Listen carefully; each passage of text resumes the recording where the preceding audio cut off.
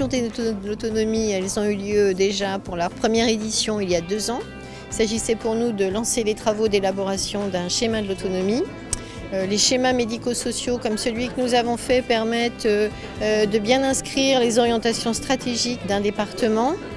Donc en fait de donner de la clarté sur les politiques de l'autonomie, les politiques publiques qui vont être menées dans les 5 ans qui viennent. Là, nous sommes sur la 2e édition qui rentre plus dans un planning de mise en œuvre de ce schéma qui a été adopté en fin d'année 2013. Donc pour nous, il s'agissait de continuer une dynamique, de poursuivre une dynamique de partenariat puisque le schéma a été élaboré avec à peu près 350 partenaires, dont les plus grands financeurs et décideurs.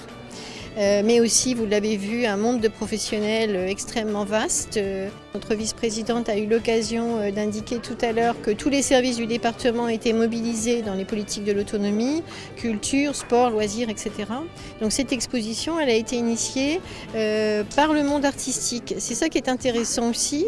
C'est pas forcément le champ du médico-social ou les politiques de l'autonomie qui apportent toutes les réponses pour ces publics en recherche d'autonomie. C'est aussi, par exemple, une direction de la culture.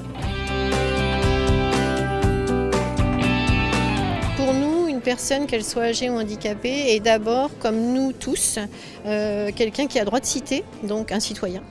Et donc là, on va essayer de travailler tout autour du parcours, donc à la fois dans un accompagnement médico-social, mais aussi social et sanitaire.